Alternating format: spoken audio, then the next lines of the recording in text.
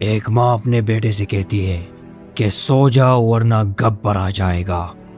گبر تو کبھی آیا نہیں، لیکن ایک گبر ہے جو آنے سے پہلے بجن بجاتا ہے اور پھر آپ کو اچانک سے خارش ہوتی ہے کیونکہ وہ اپنا کام کر کے دفع ہو جاتا ہے، پھر آتا ہے، پھر دفع ہو جاتا ہے اور اس طرح آپ کی نیند کو خراب کرتا ہے۔ جس گبر کی ہم بات کر رہے ہیں اس کا نام ہے مچھر۔ آج کی ویڈیو میں ہم مچھر کے پیچھے کی سائنس سمجھیں گے۔ فکر مت کرے، ہم کوئی میتھس پڑھانے نہیں آئے بلکہ آپ کو آسان طریقے سے سمجھائیں گے۔ مچھر کے ٹائپس پر اور بھی ویڈیوز بنائیں گے، لیکن پہلے ہم میل یعنی نر مچھر کے بارے میں جاننے کی کوشش کرتے ہیں۔ اسے اگر آپ ٹرکی مچھر کہے تو غلط نہیں ہوگا، یہ ہم بعد میں جانیں گے۔ سب سے پہلے اس کا سٹرکچر سمجھتے ہیں۔ یہ ہے ایک میل ایڈیس ایجپٹائی۔ اس کی پہچان اس کے اینٹینا سے ہوتی ہے جسے پلوموس اینٹینا کہا جاتا ہے، جس کا مطلب لٹرلی فیدر شیپڈ ہے، کیونکہ اس کا اینٹینا پرندے یعنی پکشی کے پر کی طرح گنا ہوتا ہے۔ یہ اینٹینا اپنے آپ میں ایک ٹیکنالوجی ہے اور اس عظیم ٹیکنالوجی کا کام دوسرے پنکھوں کی وائبریشنز کو ڈیٹیکٹ کرنا ہے۔ صاف طور پر کہا جائے تو یہ اینٹینا یا اینٹینائے فیمیل مچھر کو ڈھونڈ کے اس کے ساتھ میٹنگ کرنے میں ہیلپ کرتا ہے۔ ہر اینٹینا کے بیس میں سینسری ریسیپٹرز ہے جن کو جانسٹنز آرگن کہا جاتا ہے۔ جب لیڈیز مچھر اپنے پر کو ہلاتی ہے تو اس سے نکلنے والی فریکوینسی یہ اس کے پیچھے جاتا ہے۔ اس کی زندگی کا مقصد صرف اپنے اسپیشیز کو آگے بڑھانا ہے اور کوئی مقصد نہیں، اور اس کو ویجیٹیرین بھی کہا جاتا ہے کیونکہ یہ آپ کا خون نہیں پیتا اور نہ آپ کو کاٹ سکتا ہے۔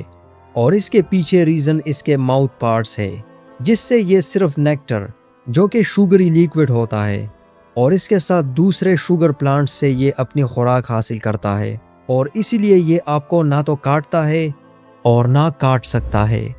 اس کے جسم کا سیکنڈ کنٹرول روم یعنی تورکس، اس جگہ میں اس کے پر، اس کے پاؤں اور وہ مسلز جن کی وجہ سے اس کا اڑنا ممکن ہے وہ سب اس ایریا میں موجود ہے۔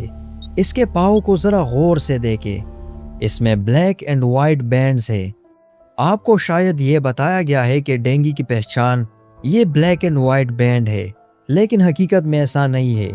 جیسا کہ میں نے پہلے کہا تھا، یہ انسان کو نہیں کاٹتا، یہ ایک ویجیٹیرین مچھر ہے، لیکن ہاں فیمیل مچھر سے ڈینگی لگ سکتا ہے، اور یہ ہم اگلی ویڈیو میں اس پر بات کریں گے۔ اس کے پر بھی خاص قسم کے ہیں، مچھر ڈیپٹرا انسیکٹس میں سے ہے، یعنی ان کے صرف 2 پر ہوتے ہیں۔ مکھی بھی ایک ڈیپٹرا انسیکٹ ہے۔ مچھر کے ہینڈ ونگز یعنی پیچھے کے پر یہ لاکھوں سالوں کی ایوولوشن میں چھوٹے ہو گئے، جن کو ہالٹریز کہا جاتا ہے۔ اس کو اگر آپ جائروسکوپ سمجھے تو غلط نہیں ہوگا۔ تتلیوں کی طرح پہلے اس مچھر کے 4 ونگز ہوا کرتے تھے، لیکن ایوولوشن کے چلتے چلتے پیچھے کے پر چھوٹے ہو گئے، اور اس لیے آج مچھر کسی ہیلی کاپٹر کی طرح لفٹ نہیں کر سکتا۔ لیکن ہالٹریز کا فائدہ مچھر کو یہ ہوا کہ یہ خود کو زیادہ کنٹرول کر سکتا ہے۔ جب یہ روٹیٹ کرتا ہے یا اپنی ڈائریکشن بدلتا ہے تو اس کے سینسری ریسیپٹرز یہ ڈیٹیکٹ کر کے اس کے نروس سسٹم کو چینجز کی انفارمیشن دیتے ہیں، جس سے مچھر پھر اپنے پروں کی موومنٹ کو ایڈجسٹ کرتا ہے تاکہ یہ بیلنس میں رہے اور جلد سے جلد ڈیسیژن لے۔ اور یہی وجہ ہے کہ یہ انسان کے ہاتھوں تپڑ کھانے سے بچتا ہے نا کمال کی بات۔ اب بات کرتے ہیں اس کے پیچھے باڈی پارٹ کے بارے میں، یعنی ایبڈومن۔ یہیں پر اصل سائنس ہو رہی ہوتی ہے۔ یہ ہے کلاسپر، وہ پارٹ جس کی وجہ سے یہ فیمیل مچھر کے ساتھ میٹنگ کرتا ہے۔